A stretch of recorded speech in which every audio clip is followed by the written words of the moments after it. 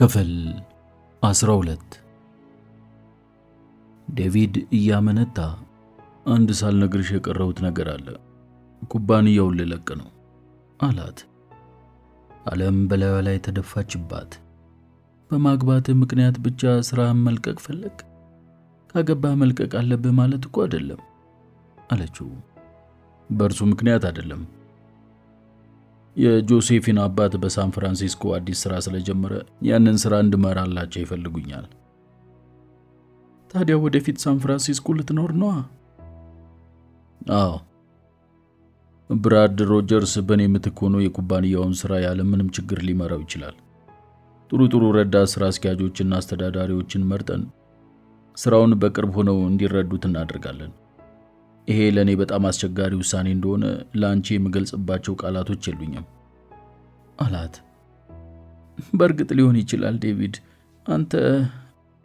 አንተ ሴትዮዋን በጣም ወዳሃት መሆን አለበት። ሙሽራዋን መቼ ነው ላገኛት የምችለው? የነገራትን ሁሉ በጥሩ ሁኔታ ስለተቀበለችው ዴቪድ ደስታውን በፈገግታ እየገለጸ በራስ ሰዓት ነፃ ከሆንሽ ዛሬ ማታ ልትገናኙ ትችላላችሁ አላት። ያው ነፃ ነኝ፣ ይመቸኛል። ሆድ ቢብሳትም ብቻዋን እስከምትሆን ድረስ ወይም ከዴቪድ እስከምትለይ ድረስ እርሱ ፊት አላለቀሰችም ነበር። አራቱም በዴቪድ መኖሪያ ቤት ውስጥ ራት በሉ። ኬት ጆሴፊንን በመጀመሪያ እንዳየቻት ከመናደዷ የተነሳ ፊቷ ደም መሰለ። ኦህ አምላኬ፣ ምንም የሚያስደንቅ አዲስ ነገር የለም። እርሱ ከእርሷ ፍቅር ይዞታል፣ ጆሴፊንም እንደዚሁ ካለች በኋላ በእነርሱ መካከል በመገኘቷ ሀፍረት ተሰማት። ጠቅላላ ሁኔታውም ማስጠላት። ራት በሚበሉበት ጊዜ ቲም ኦኔል ስለ አዲሱ ኩባንያ ሁኔታ ለኬት አጫወታት። እንደነገርከኝ ከሆነ በጣም አስደሳችና ጠቃሚ ጅምር ይመስላል አለችው። እንደ ክሩገር ብረንት ሊሚትድ ትልቅ ኩባንያ አይደለም ሚስ ማክግሪጎር። የምንጀምረው በትንሹ ነው። ነገር ግን በዴቪድ የሥራ አመራር እድገት እንደምናሳይ ጥሩ ሥራ እንደምንሰራም እርግጠኛ ነኝ አላት። እርሱ ከመራው ጥሩ ውጤት ታገኛላችሁ በማለት እርሷም የዴቪድን ችሎታ አረጋገጠችለት። ለኬት ምሽቱ በጣም አሰቃቂ ነበር። በዚያች አስቸጋሪና በድንገት ወደ መጥፎነት በተለወጠች ቀን ኬት በጣም የምታፈቅረውን ሰው ለእርሷና ለክሩገር ብረንት ኩባንያ እጅግ ጠቃሚ አስፈላጊ የሆነውን ሰው ልታጣው ነው። በዚያ ምሽት ውይይት አካሂዳለች፣ ሐሳብም ተለዋውጣለች። ሆኖም ከዚያ ከወጣች በኋላ ስለምን እንዳወራችና ምን እንደሰራች ልታስታውስ የቻለችው ነገር የላትም። የምታስታውሰው ነገር ቢኖር በዚያች ምሽት ጆሴፊንና ዴቪድ ሲተያዩና ሲነካኩ ያስተዋለችውን ብቻ ነበር። በሁኔታው ስለተበሳጨች ራሷን ለማጥፋት ፈለገች። ወደ ሆቴል ሲመለሱ ጆሴፊን ልጅቷ ካንተ ፍቅር ይዟታል አይደል ዴቪድ አለችው። ፈገግ አለና ኬት አይ ኧረ አላዛትም። በዚህ መልኩ ሳይሆን ከሕፃንነቷ ጊዜ ጀምሮ አብረን የኖርን ስለሆነ ንጹህ ጓደኛሞች ነን። እንዲያውም አንቺን በጣም ወዳሻለች ኧረ አላት።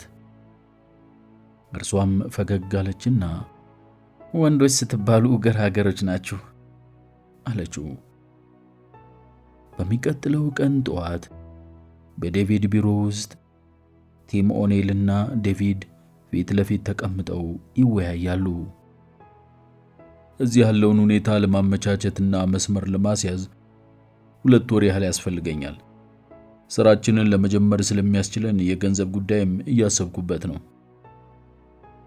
ወደ አንድ ትልቅ ኩባንያ ዘንድ ሄደን ገንዘብ እንዲረዱንና በጋራ እንድንሰራ ብንጠይቅ እኛን ይውጡናል። ማለትም እነርሱ የበለጠውን ይወስዱና ለኛ የሚሰጡን አነስተኛ ድርሻ ይሆናል።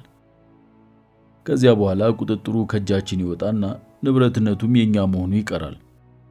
ስለሆነም በራሳችን ገንዘብ ስራውን መጀመር የሚሻል ይመስለኛል። እኔ እንዳሰብኩት ስራውን ለመጀመር $80,000 ያስፈልገናል። እስካሁን እኔ $40,000 አጠራቅሜያለሁ አለ ዴቪድ። እኔም $10,000 አለኝ። እንዲሁም ወንድሜ $5,000 ያበድረኛል አለው ቲም ኦኔል። ይህ ከሆነ $25,000 እጥረት አለብን ማለት ነው አለው ዴቪድ። ቲም ኦኔል ቀበል አደረገና ቀሪውን ገንዘብ ከባንክ ለመበደር እንሞክራለን።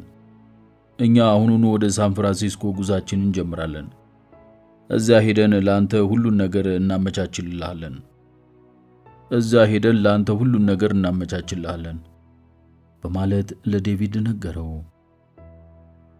ከ2 ቀን በኋላ ጆሴፊንና አባቷ ወደ አሜሪካ ሄዱ። በክሊፕ ድሪፍት እንዳሉ ኬት በግል ባቡሯ እንግዶቹን ወደ ኬፕታውን እንዲልካቸው ዴቪድን ነገረችው። ይህ ሩህሩህነትሽና ለጋስነትሽ የሚያስመሰግን ነው አላት ኬትን። ጆሴፊን ጠዋት ጉዞዋን እንደጀመረች ዴቪድ ሕይወቱ ተቆርሳ እንደተወሰደች ተሰማው። በፍቅሯ የተነደፈው ዴቪድ ሳን ፍራንሲስኮ ሄዶ ከእርሷ ጋር መኖር እስከሚችልበት ጊዜ ድረስ ታግሶ መቆየት አልቻለም። ብራድ ሮጀርስን በአመራርና በአስተዳደር ሊረዱት የሚችሉ ሰዎችን ለመቅጠር ወዲያ ወዲህ ሲል ጥቂት ሳምንታት አሳለፈ። ይመጥናሉ የሚሏቸውን ተወዳዳሪዎች ስማቸውን በጥንቃቄ መርጠው አዘጋጁ። ኬት፣ ዴቪድና ብራድ በእያንዳንዱ ተወዳዳሪ ላይ ብዙ ተወያዩ።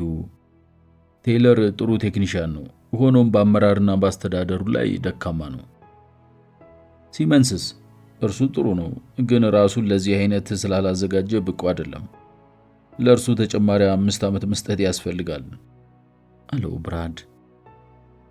ባቦክስስ መጥፎ ምርጫ አይደለም፣ በእርሱ ላይ እንወያይበት እስኪ። ፒተርሰንስ እርሱ ለኩባንያ ሥራ ተገቢ ያልሆነ ሰው ነው። ዘወትር የሚያስበው ለራሱ ስለሆነ ስለ ሥራው ደንታ የሌለው ሰው ነው አለ ዴቪድ። ዴቪድ ምንም እንኳን አንድ ጊዜ የተናገረውና ውሳኔ ላይ የደረሰበት ጉዳይ ቢሆንም ኬትን ብቻዋን ጥሏት መሄዱ ጥፋት መሆኑን ስለተገነዘበ ቅሬታና ሐዘን ተሰማው። በቀረበው የስም ዝርዝር መሰረት ስለ ተወዳዳሪዎቹ መወያየታቸውን ቀጠሉ።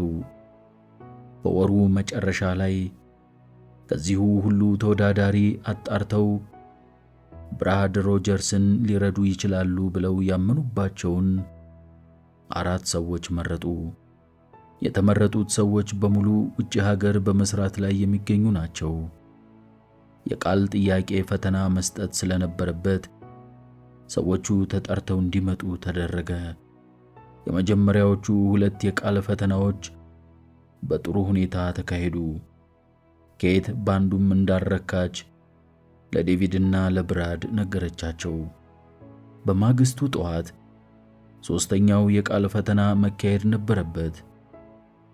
ዴቪድ ፊቱ ገርጥቶ ወደ ኬት ቢሮ ገባና የኔ ሥራ ቦታ አሁንም ክፍት ነው ሲል ጠየቃት። ኬት ከአባባሉ ደንግጣ ተነስታ በመቆም ታስተውለው ጀመር። ወዲያውኑ ምንድነው ነገሩ ዴቪድ በማለት ጠየቀችው። እኔ መቆምና መናገር ተስኖት ወንበሩ ላይ እንደ መዝለፍለፍ ብሎ ተቀመጠ። አንድ ነገር ሆኗል አለችና ኬት ከነበረችበት ፈጥና በመሄድ አጠገቡ ቆማ ንገረኝ አለችው። ከቲም ኦኔል አሁን ደብዳቤ ደረሰኝ።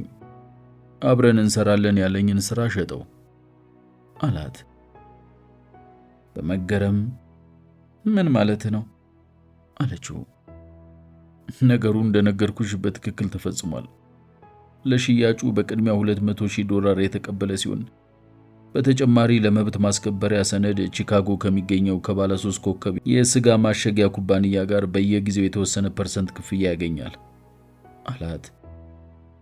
ዴቪድ ይህንን ሲናገር እጅግ ከመበሳጨቱ የተነሳ ያንገፈግፈው ነበር። የኩባንያውን ሥራ እንድመራለት ሊቀጥረኝ ፈልጎ ነበር ሲል ኬት አተኩራ ተመለከተችውና ጆሴፊንስ ለመሆኑ እርሷ ምን አለች? በአባቷ ድርጊት ሳትናደድ አትቀርም መቼም አለችው።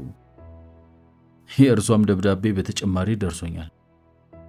ወደ ሳን ፍራንሲስኮ እንደሄድኩኝ ወዲያውኑ እንደምንጋባ ጠቅሳልኛለች።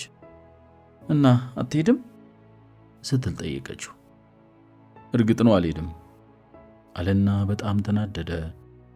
በቅድሚያ አንድ የማደርገው ነገር ነበር። ወደ ትልቅ ኩባንያነት ላሳድገው አቅጄ ነበር።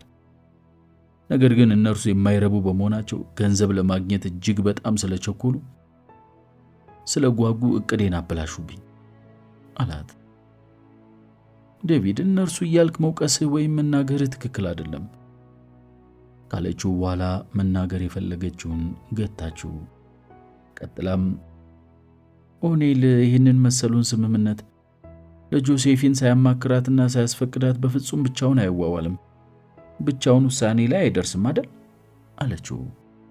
እኔ ምን እንደምናገር አላውቅም ኬት። ምንም የምለው ነገር የለኝ።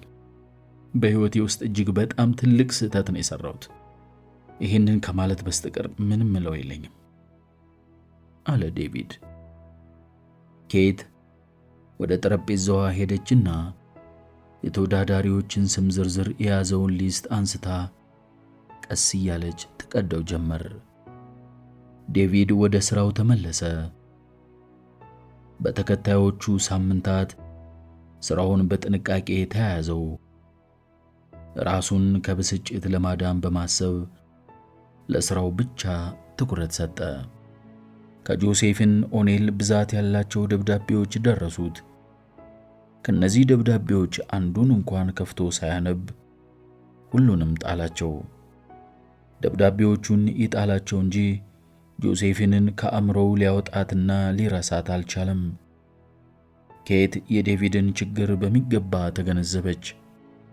እርሷን ከፈለጋት አጠገቡ መሆኗን እንዲያውቅላት ፈለገች። ዴቪድ ከቲም ኦኔል ደብዳቤ ከደረሰው 6 ወራት አለፉ። በእነዚህ ወራት ውስጥ ኬትና ዴቪድ ቅርብ ለቅርብ ሆነው በአንድነት ይሰራሉ፣ በአንድ ላይ ይጓዛሉ። አብዛኛውን ጊዜ ሁለቱ ብቻቸውን ይሆናሉ። ኬት በሁሉም መንገድ ዴቪድን ለማስደሰት ስትጥር ቆየች። የምትለብሳቸው ልብሶች ለሱ የሚያስደስቱ እንዲሆኑ በእጅጉ ትጠነቀቅለታለች፣ ወይም ለእርሱ ስትል ትለብስለታለች። እርሱን የሚያረኩ ነገሮችን አቅዳ በመተግበር በመተርጎም በተቻላት መጠን ደስታ የተሞላበት ሕይወት ለመምራት እንዲችል አቅሟ የፈቀደውን ሁሉ ታደርግለታለች። ይህንን ሁሉ አድርጋ እርሷ የምትመኘውንና የምትጠብቀውን ያህል ከእርሱ ምላሽ ማግኘት አልቻለችም። በመጨረሻ ትዕግስቷ ተሟጠጠ። አንድ ቀን ኬትና ዴቪድ አዲስ የተገኘውን ማዕድን ለማየት ወደ ሪዮ ዲ ጄኔሮ ሄዱ። እዚያ ከደረሱና ራታቸውን ከበሉ በኋላ ኬት መኝታ ቤት ውስጥ ሆነው አንዳንድ ሂሳብ ነክ ሥራዎችን ይሰሩ ጀመር። በመስራት ላይ እንዳሉ ሌሊቱ ገፋ። ኬት ልብሷን ለወጠችና ለስላሳ ፒጃማዋን ለብሳ ነጠላ ጫማ አደረገች። ሥራቸውን እንደጨረሱ ዴቪድ ሰውነቱን አፍታታና ደህና፣ ለዛሬው ምሽት ይሄው ይበቃል፣ እንቅልፌ ስለመጣ መተኛት አለብኝ አላት። ኬት ለስለስ ባለ ድምጸት አሁን ከሐዘንና ከጸጸት የመላቀቂያ ጊዜ አይደለም ዴቪድ በማለት ጠየቀችው። ያላሰበውን ነገር በመናገሯ ተገርሞ እየተመለከታት ሐዘን በማለት ጥያቄዋን በጥያቄ መለሰላት። ስለ ጆሴፊን ኦኔል አለችው። እርሷን ረስቻታለሁ፣ ከሕይወቴ ውስጥ አውጥቻታለሁ። ታዲያ እንደረሳት ሆነ መታየት አለብህ አለችው። በቁጣ አንቋሻ ከሰደበችው በኋላ የእርሱ አለቃና የኩባንያው ባለ ንብረት መሆኗንና በዚህ ረገድ ትዕግስቷ ማለቁን ገልጻለት እንዲጋቡ ጠየቀችው። ከ6 ሳምንታት በኋላ ተጋቡ።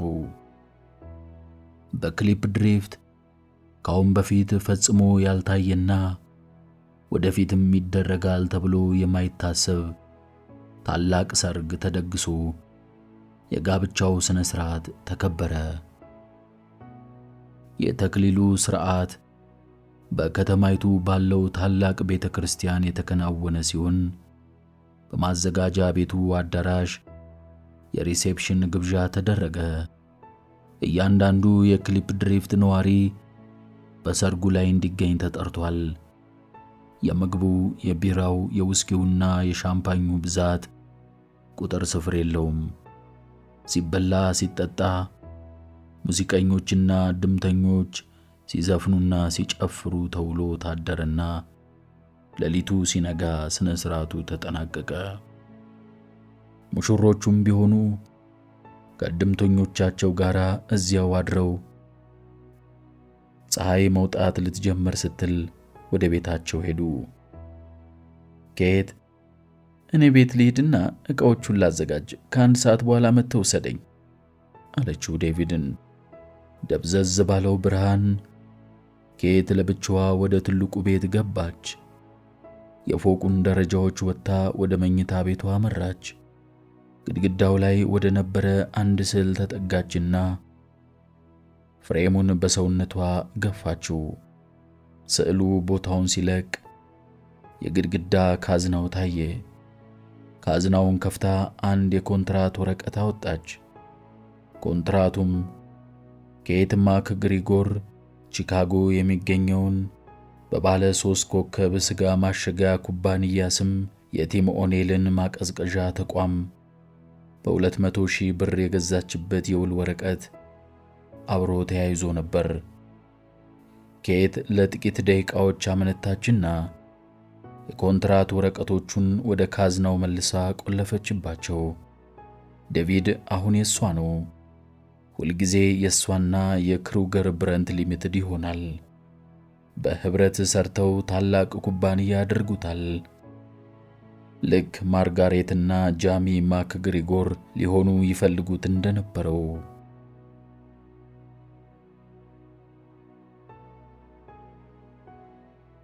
መጽሐፍ 3 ከሩገሩ ብረንት ሊሚትድ ከ1914 እስከ 1945።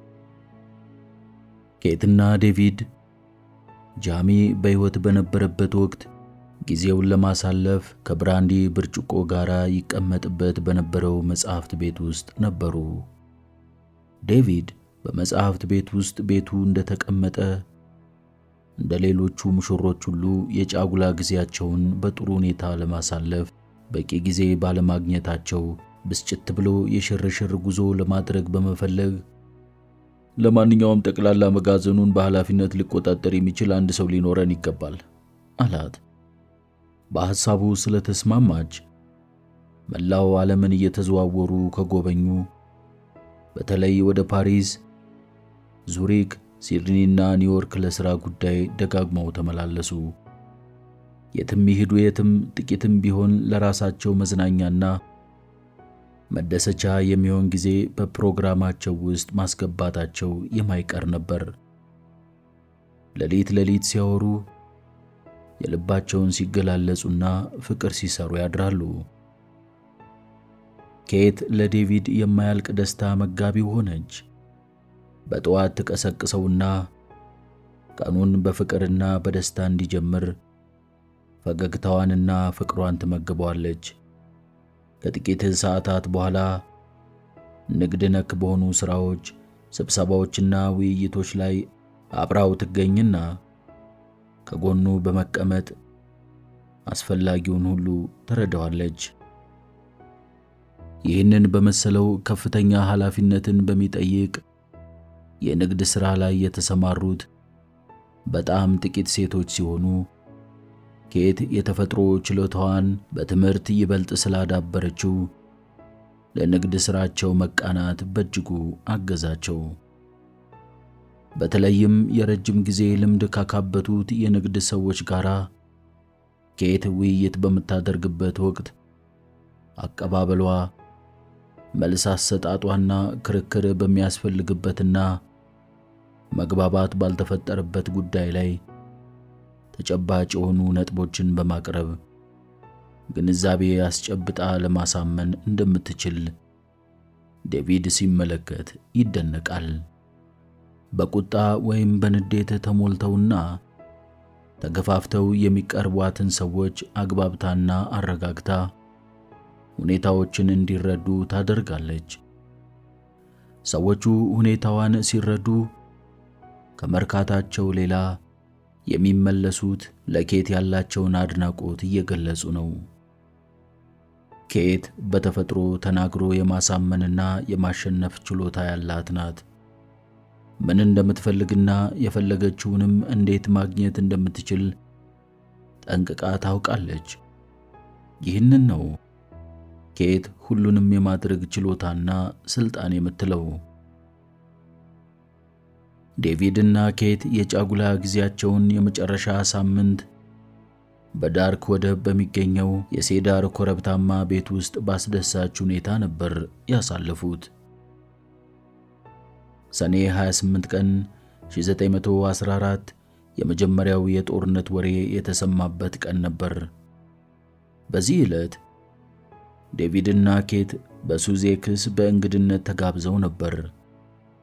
ግብዣው ለተወሰነ ሰዓት ብቻ ሳይሆን ያለማቋረጥ አንድ ቀንና ሌሊት የሚቆይ ነው። አለባበሱም በቁርስ የጠዋት ልብስ፣ በምሳ የቀን ልብስና በእራት የማታ ልብስ ሲሆን ስነ ሥርዓቱም ጥብቅና የተከበረ ነበር። ዴቪድ እየተነጫነጨ እኔ ተረገምኩ ጣውስ፣ እኔ ፒኮክ መሆኔ ነው እየተሰማኛለሁ አላት። እርሷም አስቀያሚ ሳትሆን በጣም ደስ የምትልና መልከ መልካም የሆንክ ጣውስ ነህ እሺ የኔ ፍቅር በማለት ውበቱንና ጦርነቱን ልታረጋግጥለት ሞከረች። ቤት ስንደርስ ራቁትህን እንደፈለክ ትሆናለህ ስትለው እቅፍ አደረጋትና እስከዚያ መታገስ አልችልም እኔ ሲል መለሰላት። በግብዣው ቦታ ራት በመብላት ላይ ያሉ የኦስትሪያ ሃንጋሪያን ዙፋን ወራሽ የነበረው ፍራንሲስ ፈርዲናንድና ባለቤቱ ሶፊ በነፍሰ ገዳዮች ተገደሉ የሚል ወሬ ይወራ ጀመር። እነ ዴቪድን የጋበዛቸው ሎርድ ማኔ ጭካኔ የተሞላበት ተግባር ነው፣ ሴትን በጥይት ተኩሶ መግደል ምንድነው እሱ? ያም ሆነ ይህ በትንሽ ባልካን አገር ላይ ማንም ጦርነት አይከፍትም የሚልን አስተያየት ሰነዘረ። ውይይቱ እዚህም እዚያም ቀጠለ። ግብዣውን ፈጽመው ወደ መኝታቸው ከሄዱ በኋላ ባልጋቸው ላይ እንደተኙ ኬት ጦርነት ይነሳል ብለህ ትገምታለህ ዴቪድ ስትል ጠየቀችው። አንድ ትንሽ ቀንደኛ መስፍን ተገደለ ተብሎ ጦርነት ሊነሳ አይችልም በማለት መለሰላት። የዴቪድ ግምት ትክክል እንዳልሆነ ወዲያውኑ ተረጋገጠ። ኦስትሪያ ሃንጋሪ ጎረቤታቸውን ሰርቢያን እቅዱን ያወጣችው አድማውንና ሴራውን በማቀነባበር ግድያው እንዲፈጸም ያነሳሳችው እርሷ ነች በሚል ግምትና ጥርጣሬ በሰርቢያ ላይ ጦርነት አወጁ። በፈርዲናንድ ግድያ የተነሳ በጥቅምት ወር በመላው ዓለም ከሚገኙ ኃያላን መንግስታት አብዛኞቹ በጦርነቱ ላይ ተሳታፊ ሆኑ። ይህ ውጊያ ከአሁን በፊት ከተደረጉት ጦርነቶች ሁሉ አዲስና በጣም የተለየ ነበር። ዘመናዊ የጦር ተሽከርካሪዎች፣ የጦር አውሮፕላኖች፣ የጦር መርከቦችና ባህር ጠለቅ የጦር ጀልባዎች ለመጀመሪያ ጊዜ በጥቅም ላይ ዋሉ። ጀርመን ጦርነት ያወጀችበት ቀን ይሄ ለኛ እጅግ በጣም ጥሩ አጋጣሚና ታላቅ ዕድል ነው አለችው ኬት። ዴቪድ በቁጣ ግንባሩን ከቋጠረ በኋላ ምን አልሽ ሲል በመገረም ጠየቃት።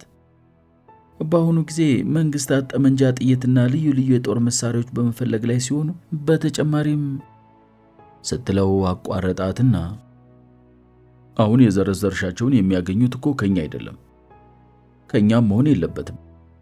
እኛ በቂ የንግድ ሥራ አለን። ከእያንዳንዱ ሰው ደም ትርፍ ማግኘት የለብንም አላት።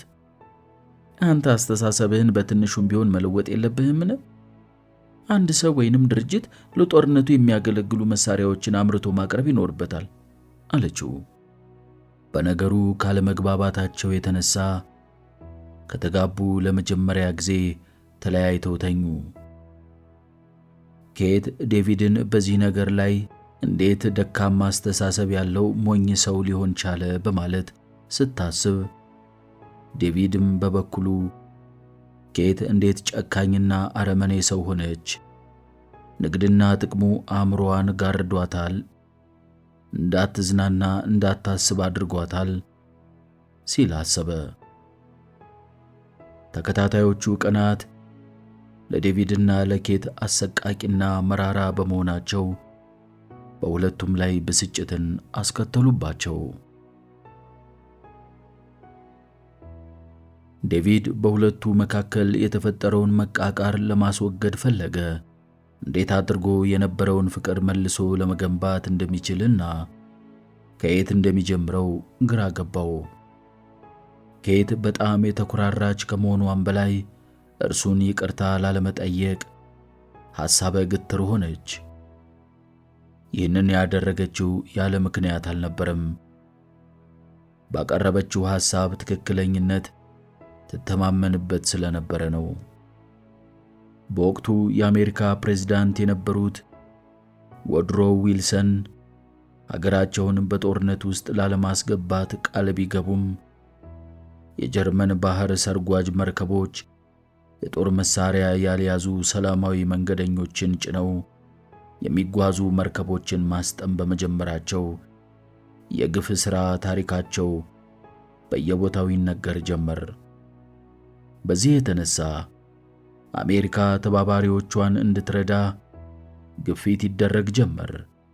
በዚያን ጊዜ የነበረው መፈክር ለዲሞክራሲ ዓለምን ሰላም እናድርግ የሚል ነበር። ከአሜሪካ አውሮፕላን አብራሪዎች ጋር በመተባበር ላፊዮት ኢስካድሬል በመባል የሚታወቅ የአየር ኃይል ፓይለቶች ማሰልጠኛ በፈረንሳይ ስለተቋቋመ ዴቪድ ወደ ኬት በመሄድ በዚህ ማሰልጠኛ ትምህርት ቤት ውስጥ ተመልብዬ በመግባት መሰልጠን አለብኝ አላት። ኬት ይህንን ስትሰማ ከመደንገጧ የተነሳ በጣም ተረበሸችና አይሆንም፣ ጦርነቱ አንተን አይመለከትም፣ ያንተ እኮ አይደለም አለችው። ይመለከተኛል እንጂ ወደፊት የኔ ጦርነት መሆኑ የማይቀር ነው። አሜሪካ ከጦርነት ውጪ ልትሆን አትችልም። እኔ አሜሪካዊ ነኝ። ሀገሬን አሁን መርዳት እፈልጋለሁ አላት። እድሜ እኮ 46 ዓመት ነው። በዚህ እድሜም ቢሆን አውሮፕላን ማብረር እችላለሁ ኬት። እነርሱ ደግሞ ማግኘት የሚችሉትን ሁሉንም እርዳታ ይፈልጋሉ አላት። ባለው አቅም ጥቂትም ቢሆን ሊያግዝ እንደሚችል ግልጽ ለማድረግ በመሞከር ውሳኔውንና ሐሳቡን እንዲለውጥ ወይንም በሐሳቡ እንዳይገፋበት ለማድረግ የምትችልበት ዘዴን አጣች። በመካከላቸው ተፈጥሮ የነበረውን አለመግባባት አስወግደው የቀራቸውን ጥቂት ቀናት አንድ ላይ በመሆን በሰላም አሳለፉ። ከሁሉም በላይ እነርሱን ያሳሰባቸው ፍቅራቸውን ሳይጨርሱ የመለያየታቸው ጉዳይ ነበር። ዴቪድ ወደ ፈረንሳይ ነገ ሊሄድ በዋዜማው ማታ ላይ አንቺና ብራድ ሮጀርስ እኔ የመራው እንደነበረው የኩባንያውን ሥራ በሚገባ እንደምትመሩ ታምናለሁ። ምናልባትም ከኔ በተሻለ ሁኔታ ትመሩታላችሁ አላት። አንድ ነገር ባንተ ላይ ቢደርስስ ልሸከመውና ልቋቋመው አልችልም አለችው። ወደ ሰውነቱ አስጠግቶ አቅፎ በመያዝም በእኔ ላይ አንዳችም ነገር አይደርስብኝም ኬት፣ ምንም ጉዳት አይደርስብኝም። ሁሉንም አይነት ሜዳሊያዎች ተሸልሜ ወደ አንቺ መለስልሻለሁ ኬት አላት። በማግስቱ ጠዋት ተነስቶ ሄደ።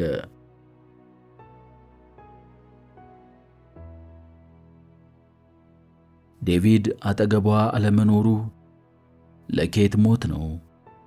ዴቪድን አሸንፋ የራሷ ለማድረግ አያሌ አስቸጋሪ ሁኔታዎችን ተወጥታለች።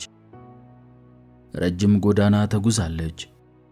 በአሁኑ ጊዜ ከዴቪድ በመለየቷ እያንዳንዷ ሴኮንድ አስፈሪና አሰቃቂ ሆነችባት። ዴቪድ በአካሏ ቢለያትም አሁንም ፍቅሩና ትዝታው ግን ከእርሷ ጋር ነው። የማታውቃቸው ሰዎች ሲናገሩ ዴቪድ የተናገረ ይመስላታል። በሐሳቧ የዴቪድን ድምፅና የአነጋገሩን ስልት ታዳምጣለች። በመንገድ ላይ ሌሎች ሰዎች ሲስቁ፣ ጥቅስና ምሳሌ ሲናገሩ ስትሰማ፣ የሰዎችን ጠረን ስታሸት፣ ዘፈን በሚዘፈንበት ጊዜ ብቻ ምን አደከማችሁ፣ በሁሉም ቦታና ሁኔታ ላይ ዴቪድ እንዳለበትና እንደተካፈለበት ትቆጥረዋለች። በየቀኑ ረጅም የሆነ ደብዳቤ ትጽፍለታለች። ከዴቪድ ደብዳቤ በሚደርሳት ወቅት ያንን ደብዳቤ ደግማ ደጋግማ እስከሚበጣጠስ ድረስ ታነበዋለች። ዴቪድ ደህና ስለነበር ይጽፍላታል። ጀርመኖች በአየር ላይ ጦርነት የበላይነቱን እንደያዙ ናቸው። ሆኖም ይህ ሁኔታ ይለወጣል። አሜሪካ በፍጥነት እርዳታ ታደርጋለች የሚል ጭምጭምታ ይነፍሳል። ዴቪድ ኬትን በጣም ስለሚያፈቅራት በጦርነት ላይ ቢሆንም መጻፍ የሚችልበትን ትንሽ አመቺ ሁኔታ ሲያገኝ ይጽፍላታል። በመጨረሻ በጻፈላት ደብዳቤ ላይ ለኔ ፍቅር ስትይ ራስሽን አትጣይ፣ አንዳችም አይነት ጉስቁልናና ጉዳት እንዲደርስብሽ አታድርጊ፣ ማዘን አያስፈልግም። ይህንን ካደረግሽ እስከ መጨረሻው እጠላሻለሁ፣ እቀየምሻለሁ ኬት የሚል ነበረበት። ኬት ብቸኝነቷንና ጭንቀቷን ለመርሳት ስትል ጊዜዋን በሙሉ በሥራ ለማሳለፍ ትጣጣር ጀመር። ጦርነቱ በተጀመረበት ወቅት ከአውሮፓ ሀገሮች ፈረንሳይና ጀርመን በጦር መሳሪያዎች በኩል እጅግ የተጠናከረ ትጥቅ የነበራቸው ቢሆንም የጦር ቃል ኪዳን ሀገሮች ደግሞ ከነርሱ ይልቅ ከፍተኛ የሆነ የሰው ኃይልና መሳሪያ ያላቸው ናቸው። ሩሲያ በዚያን ጊዜ ብዛት ያለው የጦር ወታደር ቢኖራትም ወታደሮቿ የሚዋጉበት መሳሪያና የጦር አመራሩም ደካማ ነበር። ይህንን ሁሉ ጠንቅቃ የተረዳችው ኬት በጦርነቱ ተካፋይ የሆኑ ሀገሮች የሚፈልጉት እርዳታ እንዳለ ደርሳበታለች። ሁሉም እርዳታ ይፈልጋሉ። በጦርነቱ ተካፋይ የሆኑ ሀገሮች የሚፈልጉት ታንክ፣ ጠመንጃና ልዩ ልዩ የጦር መሳሪያዎችን ነው ብላ ለብራድ ሮጀርስ ስትነግረው በሁኔታው ደስ ባለመሰኘቱ በሐሳቧ አልተስማማም ነበር። ሮጀርስ ዴቪድ ይህንን አያስበውም ብሎ ንግግሩን ሳይጨርስ ዴቪድ እዚህ የለም፣ እዚህ መስራቱ የኔና ያንተ ፋንታ ስለሆነ የምንወስነውም እኛው ነን አለችው። ብራድ ሮጀርስ ኬት ምን ማለቷ እንደሆነ ገብቶታል። ዴቪድ የጦር መሳሪያዎችን በማምረት ረገድ ያለው አቋም ለኬት ሊገባት አልቻለም። የጦር ቃል ኪዳን ሀገሮች ጠመንጃዎችን ማግኘት አጥብቀው ይሻሉ። ኬት ደግሞ ለጦር ቃል ኪዳን ሀገሮች ጠመንጃዎችን አምርቶ የሚያስታጥቅ የእርሷ የአርበኝነት ተግባር እንደሆነ ተሰምቷታል። ይህንን በሚመለከት ኅብረትን መስርተው በጋራ በጦርነቱ በመሳተፍ ላይ ከሚገኙት ከ6 ወዳጅ ሀገሮች ከፍተኛ ባለስልጣኖች ጋር ተነጋግራ ስምምነት ላይ ደረሰች። በስምምነቱ መሰረት የክሩገር ብረንት ሊሚትድ በአንድ ዓመት ውስጥ ጠመንጃዎችን፣ ታንኮችን፣ ቦምቦችንና ልዩ ልዩ የጦር መሳሪያዎችን በብዛት አምርቶ በገበያው ላይ አዋለ። ከዚህ በተጨማሪ የመጓጓዣ ባቡሮችንና የወታደር የደንብ ልብሶችን ያቀርቡ ጀመር። በዚህ ሥራ የተነሳ የክሩገር ብረንት ሊሚትድ በመላው ዓለም በፍጥነት በማደግ ላይ ከሚገኙት ታላላቅ ኩባንያዎች አንዱ ለመሆን ቻለ። ኬት በቅርቡ ከተገኙት ገቢዎች መካከል የአንዱን ዝርዝር ድምር ካስተዋለች በኋላ ብራድ ሮጀርስን ይህንን አይተዋል? ዴቪድ መሳሳቱን አምኖ መቀበል አለበት አለችው። ደቡብ አፍሪካ በአሁኑ ወቅት በግርግር ተወጥራለች። የጥቂት ነጮች ወገኖች የሆኑ የሀገሪቱ ፓርቲ መሪዎች የጦር ቃል ኪዳን ሀገሮችን እንደሚደግፉ ቃል ገብተዋል።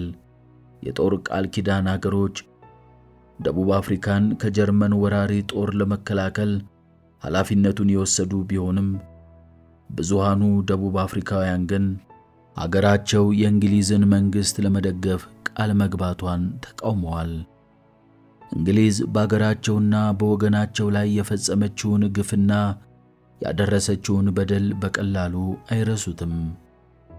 በአውሮፓ በሚደረገው ጦርነት የጦር ቃል ኪዳን ሀገሮች አልቀናቸውም። በምዕራብ የጦር ግንባር ጦርነቱ ሊቆም ተቃርቧል።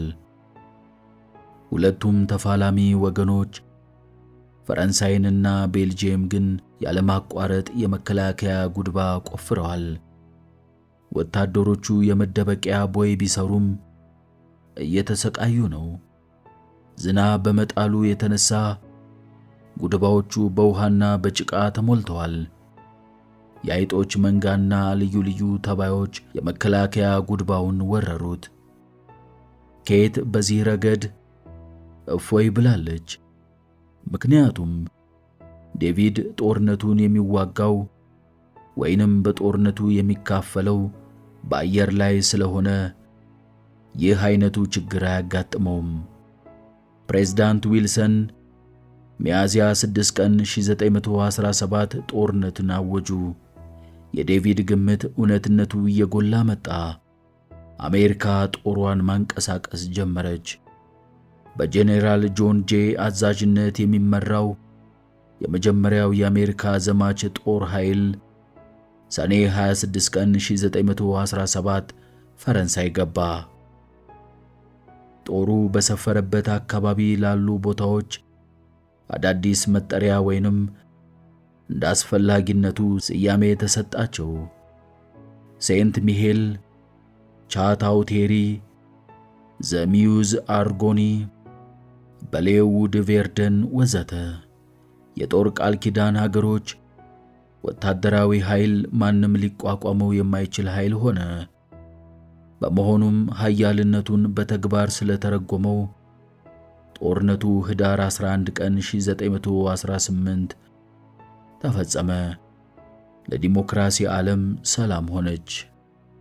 ዴቪድ ወደ መኖሪያ ቤቱ ለመመለስ ጉዞ ጀምሮ ነበርና በኒውዮርክ ከወታደሮች መርከብ በሚወርድበት ወቅት ኬት ጠብቀው ኖሮ እዚያው ተገናኙ። ሁለቱም ደንግጠው በያሉበት በመቆም እርስ በርስ ይተያዩ ጀመር። በአካባቢያቸው ያለው ጩኸትና የሕዝብ ብዛት ስሜት ሳይሰጣቸው ኬት በዴቪድ ጉያ ውስጥ በመሆን የናፍቆት ሰቀቀን መውጫዋን ያለማቋረጥ ይለዋወጡ ጀመር። ዴቪድ ሰውነቱ ከመክሳቱም በቀር የድካም ምልክት እንደሚታይበት ኬት ተገንዝባለች። ወይኔ አምላኬ፣ በጣም ናፍቀኝ ነበር አለችው። እርሱን ለመጠየቅ የምትፈልጋቸው ከሺህ የሚበልጡ ጥያቄዎች አሏት። ሆኖም መታገስ ነበረባት። ወደ ሴዳር ኮረብታማ ቤት ወስዳለሁ። እረፍት ለማድረግ የምትችልበት ትክክለኛ ቦታ እዛ ነው አለችው።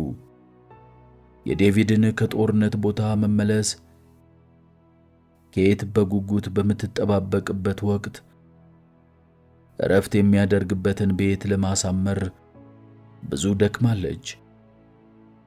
ይህ ቀረው የማይባል ምርጥ ዕቃ፣ ምንጣፍ፣ ሶፋዎች፣ ወንበሮች፣ ጌጣጌጦች፣ መጋረጃዎችና ሌሎች አስፈላጊ የሆኑ ነገሮችን ሁሉንም በአዳዲስ በመለወጥ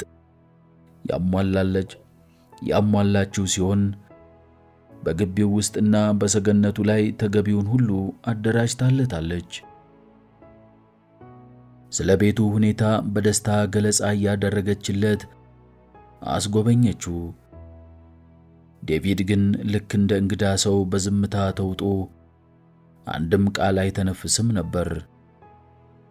ጉብኝቱን እንደጨረሱ ባደረግኩት ነገር ተደስታል የኔ ውድ በማለት ጠየቀችው። በጣም ጥሩ ነው ኬት ብሎ ከመለሰላት በኋላ አሁን ካንቺ ጋር የምንነጋገረው ስላለኝ ቁጭ በይ አላት። የተሰማት ደስታ ፈጥኖ ወደ ቅሬታ ተለወጠ። ከመደንገጧ የተነሳ የፍርሃት ስሜት ተሰምቷት የተፈጸመ ስህተት አለ ይሆን ስትል ጠየቀችው። እኛ ከዓለም ሕዝብ ለግማሹ ትጥቅና ስንቅ አቅራቢዎች መስለን ታይተናል ሲላት፣ ቆይ መዝገባችንን እስክታይ ድረስ አትቸኩል፣ የኛ ኩባንያ ያተረፈው እኮ ብላ ንግግሯን ለመቀጠል ስትፈልግ እኔ የማወራው ስለሌላ ጉዳይ ነው በማለት አቋረጣት። እኔ እንደማስታውሰው እኔ ከመሄዴ በፊት የኩባንያችን ትርፍ በጣም ጥሩ ነበር። እኔና አንቺ ለጦርነት የሚያገለግሉ መሳሪያዎችን በማምረት ረገድ እጃችንን እንዳናስገባ ተስማምተንም እንደነበር አስታውሳለሁ አላት። ኬት ይህንን ስትሰማ ብስጭቷ እየጨመረ መጣ። አምርቶ ባለማቅረብ አንተ ብትስማማም እኔ ግን አልተስማማሁም ነበር። በሁለቱ መካከል ያለው ሁኔታ ለማለዘብና ለመቆጣጠር እየሞከረች ጊዜዎች ተለውጠዋል ዴቪድ፣ ከጊዜው ጋር አብረን ራሳችንን መለወጥ መቻል አለብን አለችው። አተኩሮ አያትና ለስለስ ባለ ድምፅ አንቺስ ተለውጠሻል ሲል ጠየቃት። በዚያው ምሽት አልጋ ላይ እንደተኛች ከዴቪድና ከእርሷ ማን እንደተለወጠ ራሷን ትጠይቅ ጀመር። እርሷ ጠንካራ የሆነች መጣች ወይንስ ዴቪድ ደካማ የሆነ? ዴቪድ የጦር መሳሪያዎችን በማምረቷ አንስቶት ስለነበረው ክርክር አስታወሰችና በጣም ድክመት የታየበት ክርክር ነበር አለች። ከሁሉም በላይ አንድ ኩባንያ አስፈላጊ የሆኑትን የጦር መሳሪያዎችን አምርቶ ለጦር ቃል ኪዳን ሀገሮች ማቅረብ ነበረበት። በዚህም እጅግ ብዙ የሆነ ትርፍ እንዳለው ወይንም እንደሚገኝበት የታወቀ ነው። የዴቪድን የንግድ ሥራ ችሎታና ስሜት ምን ነካው አለች ኬት። እርሷ ዴቪድን የምትገምተው ከምታውቃቸው ጠንካራና አርቆ የማሰብ ችሎታ ካላቸው ጥቂት የዓለማችን ሰዎች መካከል እንደ አንዱ አድርጋ ነበር። አሁን ግን ከዴቪድ እጅግ በጣም በተሻለ ሁኔታ ንግዱን ራሷ ለመምራት እንደምትችል ተገነዘበች። ይህንን ስታወጣና ስታወርድ ሌሊቱን ያለ እንቅልፍ አሳለፈችው። ዴቪድና ኬት ጠዋት ተነስተው ቁርስ ከበሉ በኋላ በግቢው ውስጥ ይንሸራሸሩ ጀመር። አካባቢው በእርግጥ አስደሳች ነው። የእረፍት ጊዜን እዚህ በማሳለፌ በጣም ደስ ብሎኛል ሲላት፣ ኬት በበኩሏ ማታ ስለተነጋገርንበት ጉዳይ ስትለው አቋረጣትና አንድ ጊዜ ሆኗል። እኔ አጠገብሽ በሌለሁበት ወቅት አንቺ ትክክል ነው ብለሽ ያመንሽበትን ሰርተሻል አላት። አንተ አጠገቤ እያለ ተመሳሳይ ነገር አልፈጽምም ይሆን አለችና በሁኔታው ተደነቀች። ደግነቱ ጮክ ብላ አልተናገረችውም። ለራሷ ነበር ያወራችው። ኬት ለኩባንያው እድገት ጥቅምና የወደፊት ደህንነት ስትል ማድረግ የነበረባትን አድርጋለች። ቢሆንም እንዲህ ስትል ራሷን ጠየቀች። ኩባንያው ለኔ ከትዳሬ ይበልጥብኛል ማለት ነው? ራሷ ላቀረበችው ጥያቄ ለራሷ መልስ መስጠት ፈራች።